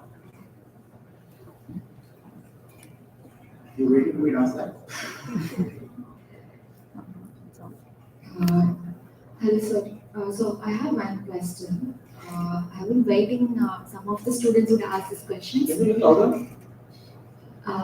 So I've been waiting for the students. Some of the students would ask this question. This question is on behalf of the students who fascinated about the history or the heritage, chose to work on the buildings, converting something into something, as you were explaining to her.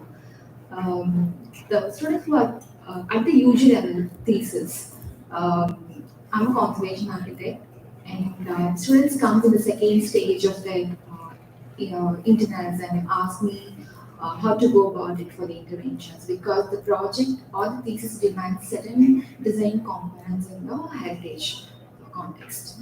But sometimes I know the building does not need any intervention, but thesis requirement demands them to design certain aspects.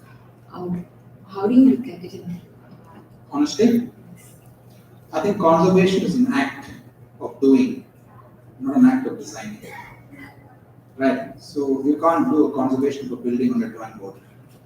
It can't be a design thesis, as far as I'm concerned. It's an act that you work on the building. The building, as you work on it, as you de-skin it, tells you stories of its life before. Tells you stories that have been hidden. Tells you stories so much more. It's from that knowledge that you continue to work. So a conservation architect has to be working on the building. As a student, you wouldn't know what to conserve and what to remove and why you would do it. And you wouldn't even have done a full measure drawing of the building, etc., to be able to conserve it. It's a tough project for a final year thesis. This is my belief. Could be wrong. One more question. Could you suggest, I would ask me on 3 books in the student life, what are the books would you suggest to read? Any 3 books, your favorite books? My favorite books? Yeah, anything. Maybe 3 architecture related books. It's very difficult to pick 3 books. Whatever that is I to your I would be, it depends. I read books at different ages of my life. Right? Any 3 books of when I was in college, right, I read Paulo Freire, I read Ivan Illich, I read Tao Physics, books that I don't think anybody should read now, right? Those are books that I read. Before that, I was reading Zen and Motorcycle Maintenance, Jonathan Livingston Seagull, all of that, right? And all of them had some continuity to what I was reading, not architecture alone, right? So you don't have to read architecture books, right? Even stories, right? You might read Fountainhead, but don't believe the walk. Okay? You can read Atlas Shrugged, who's John Gard. Don't worry, just read the book. So there are many such books that read that makes it important for you, right? Light reading is also light reading also. How to steal other people's ideas. Right? It's a short book. Interesting. Many books. I read a lot that Korea writes. I read a little bit about Doshi writes. I read much of Pelasma, right? It's important. And I read many other books of architects that I don't like also, to understand why I don't like them, and after reading them, do I like them? So it's a wonderful journey. It's a wonderful journey. You feel tired, you feel bored, pick up a book, start reading. It just changes your entire mental being. You understand? It's nice to carry a book in your hand. The weight of the book forces you to open it. Right? Just carry a book in your hand. When you carry the book, there's a chance that you might open it. There's a chance that you might begin to read. There's no need to read from cover to cover. There's no need to read from cover. Read whatever you can. Make the habit of reading something. Because the written book is not social media writing. Social media writing tries to control what you should want to know. Whether it's in architecture or whatever. You take Arc Daily, they'll pick up selected projects and show it to you. Right? So pick up books and read. Pick up books and read. Pick up books of our earlier architects in India at the beginning of the nation. You know, Reva, Kandinde. You say, what old men? I should read them. Right? They give you a lot more. Korea gives you a lot more. New book by Sen Kapadia has just come out. That's something that you could look at. There's a lot of books that are of Indian, Bangladeshi architects, Sri Lankan architects, all of that are contextual work. But if you go Frank Gehry or Zaha Hadid or Lipskin or something like that, or any Singapore architect, you get carried away. You get carried away. But if you want to get carried away, it's a good feeling. Do it. So there are many books, humongous amount of books. I just gave away 500 books. Because nobody was opening it in my library, and it didn't make sense for me to keep it. So I gave it to a library, and the library said, Pramod, whatever happens in your library will happen in my library also. I said, he is not lying in my library. Right. So reading is important. Pick up anything, read. Please read.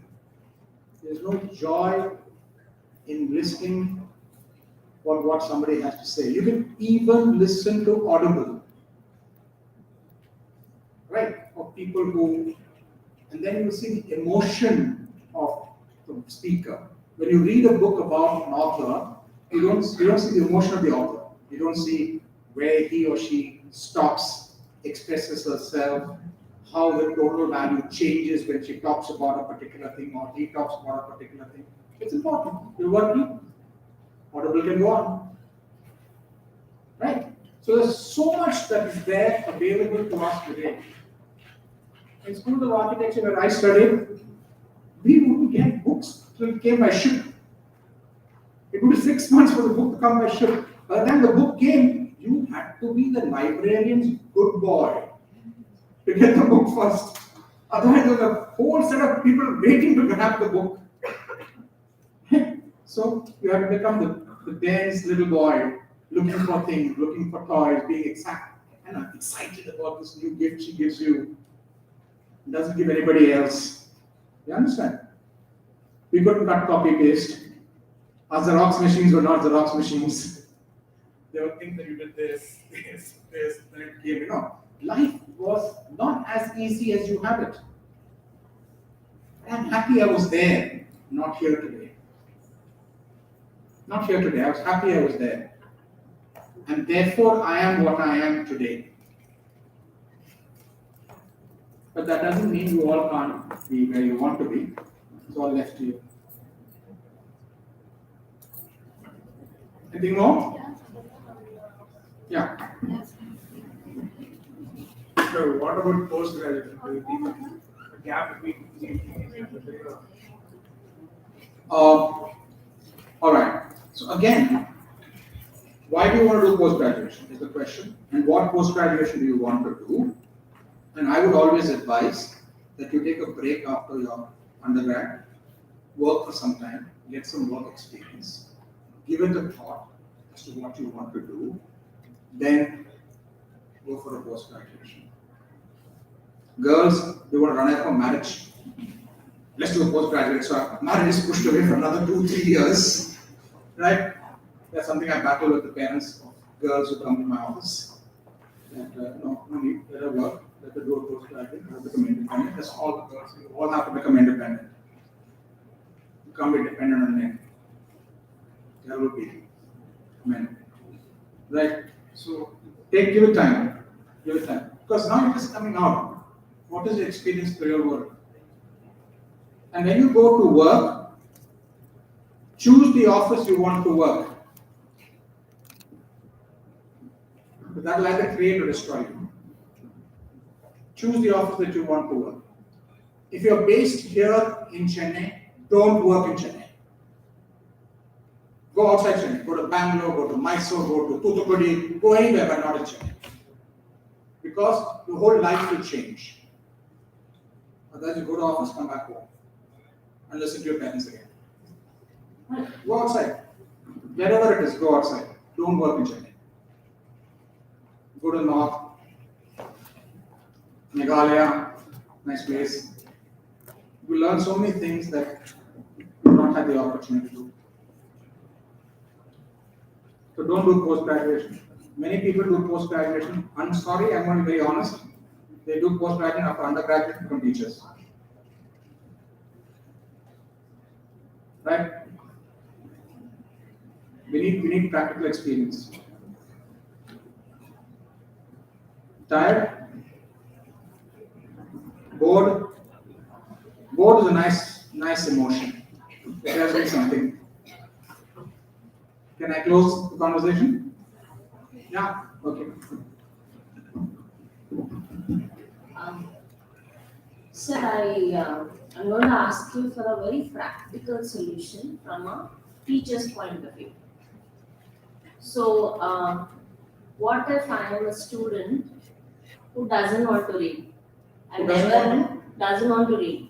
Read. Yeah. Okay. I'm in my final year thesis project. I don't like reading, so don't tell me to read. I might choose a case study that is nearest, easily accessible. I'll get plans. I'll get whatever documentary evidence you need. So I'll do a good digital portfolio of the case study. I'm not resourceful. I'm a social recluse. I cannot actually go and manage my way around. If you give me an outlandish project, or if you tell me, this is a very good project, go there.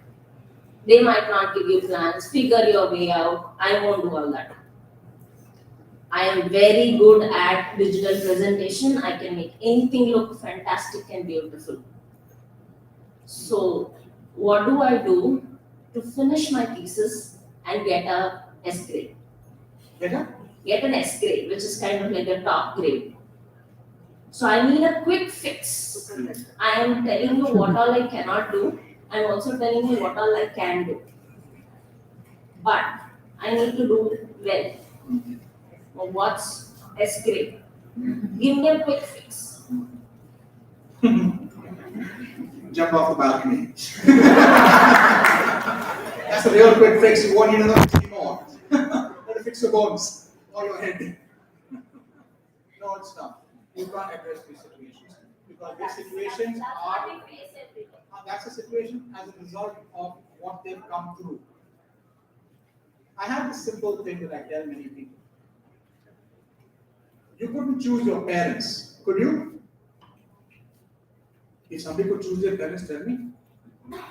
That be knowledge to me. You couldn't choose your name, maybe you change it afterwards. You couldn't choose your religion. You couldn't choose the food that you enjoyed as a child. You couldn't choose your school. You went to school and A was for apple, not Andromeda or avocado. B was for boy or brat or whatever it is. So from that moment you were born, you were instructed by others to do things. Am I right or wrong? Right? Who judged you? Everybody else judged you, except yourself. Right? You wrote exams. Your exam answers have to be exactly the same. Now we have marks 99.98, 99.97, 99.96. I'm waiting for mark 99.9999. Right? It's become absurd. And then I ask all of you, who are you? Who are you? Can you answer yourself, who are you? And then you come to college, whichever college you go. Again, you are instructed in doing everything. So they've all come through that, no? They've not had a position to stand up and say something for themselves. Either the father will beat them down, or the mother will beat them down, the teacher will do something else, or society will do it. Right? This is your opportunity. This is your opportunity. For some of you, it will be difficult. It's not easy. But this is your opportunity. And for that student, it's not a quick fix solution for you. It's a quick fix solution for him. You have to change what glue he uses for his quick fix.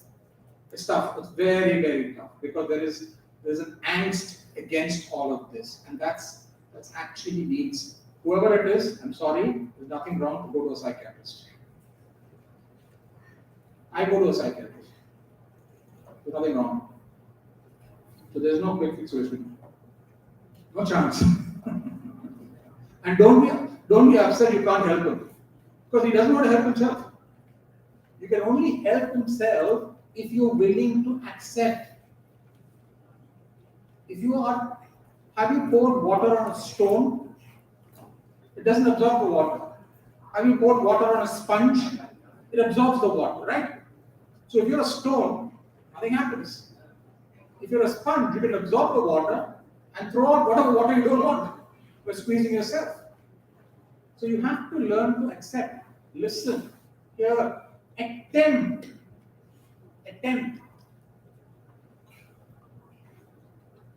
And that's the joy. And you have a tough student.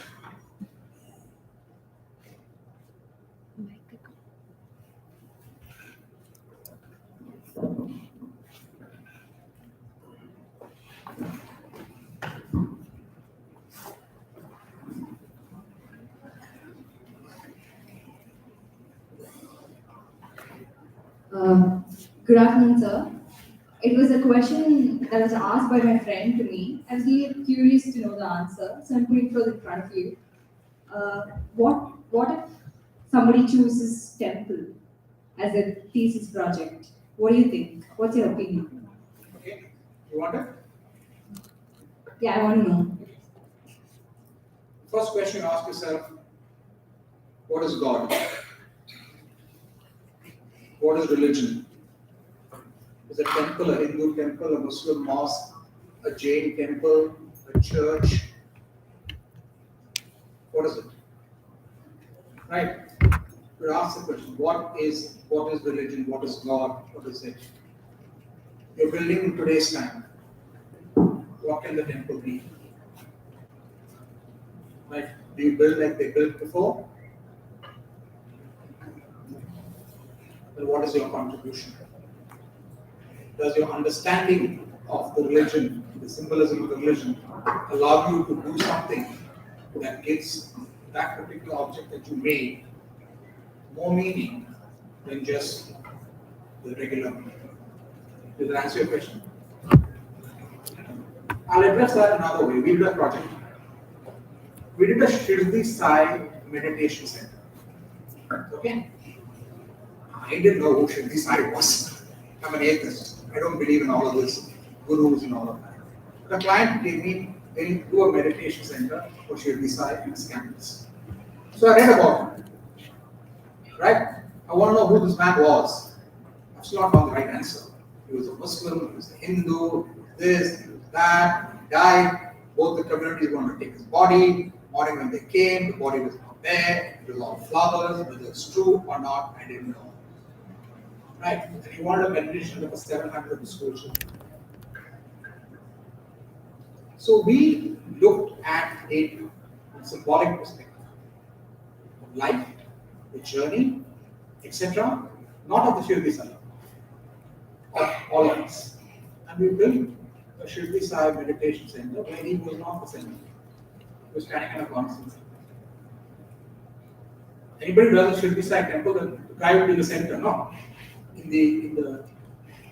put it right at the end. Right? Not air conditioning.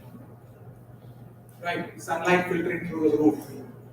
Wind wafting through trees and going into the space. 700 children sit there quietly. Quietly, absolutely quietly. Nobody's saying be quiet, be quiet, be quiet. And therefore it comes from not the one that others have done. So many of the people who have done these Shirdi Sai on the ECR and everything have come to that place and said, oh shit, this is far better than what we have. So do you deify it? Or do you value in the person position or the God position? It's a Hindu temple, which God? We have 565 gods and more. So all of that is there. So if you're going to go by a temple, design temple, like a traditional temple, then I don't think you have the knowledge. Because the numbers, the ratio, the proportion, all of that to them were important. The temple is a fantastic temple. And if you want to see a lovely temple, see Samir Padora's temple for Shiva. Have you heard of Samir Padora? Yeah, see Shiva temple. Brilliant. Reduced to its bare minimum. Right? That's what you can bring to it. Bring to it a modern perspective that the symbolism is there. Somebody's doing a crematorium, no? I thought there's a crematorium also, no? Yeah. Good project. What is death? Is there an afterlife? How do you send them away? Right? This guy has done a great crematorium in Gujarat, Matharu, right? At Surat, he's done a great crematorium. Somebody has done one in Coimbatore. Mancini has done one in Coimbatore. There are many other crematoriums. It's very symbolic. And how you express that symbolism is very important. And the crematoriums we have in Chennai are just burn the body. There's nothing to it. So there is so much to it that you can bring to. So there are projects like that which are interesting. Caught my eye. There are other projects also, some that are confused. So I'll be able to start to address it.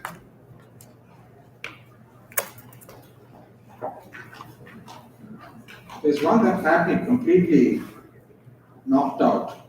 Can I find it?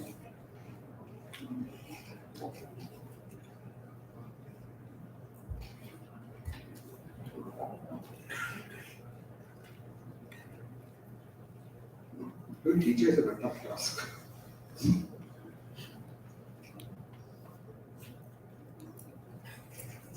I can't find it. When you need something, you will find it.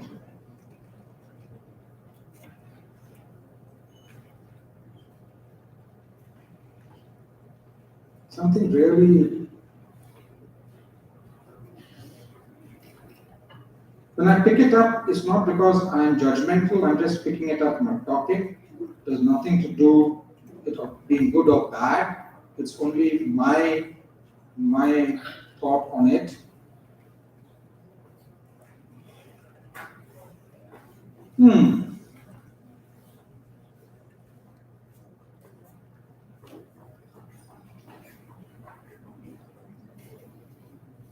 The solitude center. Anybody who doing a solitude center? I'm interested in learning. Is that there? Is the project there? Is that person in solitude already? She's gone, is it? A Viva is going on. Oh, a person. Okay. So these are projects that you won't find. I can find solitude in nature. I can find solitude in my own room. I can find solitude within my ears. It's very difficult to do a project that nature. And so if she has something to offer, it's for me to learn. I'm not saying it's wrong, I'm only saying what I feel. Done? So, no more questions? Yeah. Are you done? If you're done, I'll run away.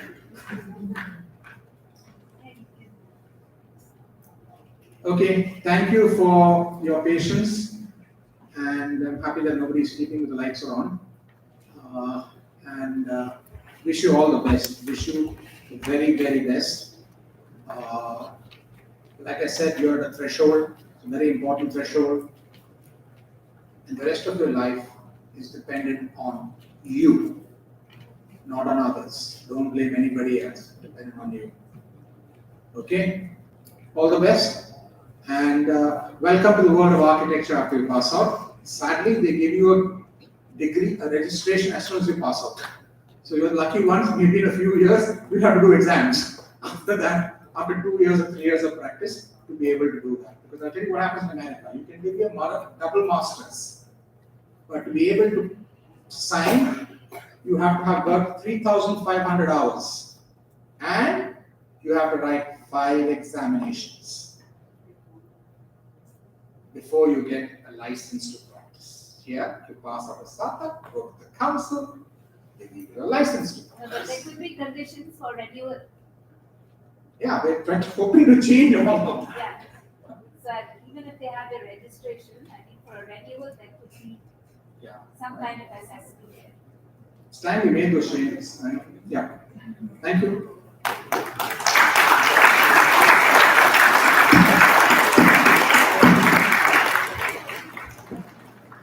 Thank you, sir, for enlightening us. It was a very useful session.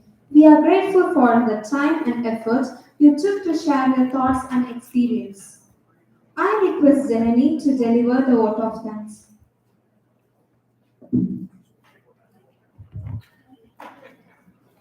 On behalf of Mohammed Sadak, AG Academy of Architecture, I am glad to propose the vote of thanks.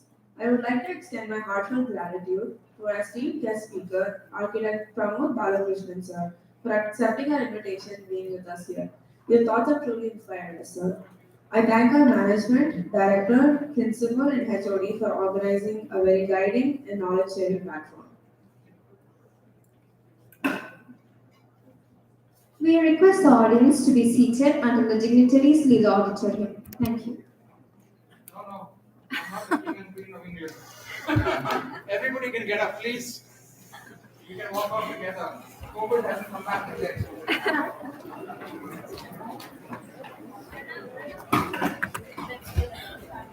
I know. Change. Did it make any sense? Made a lot of sense, but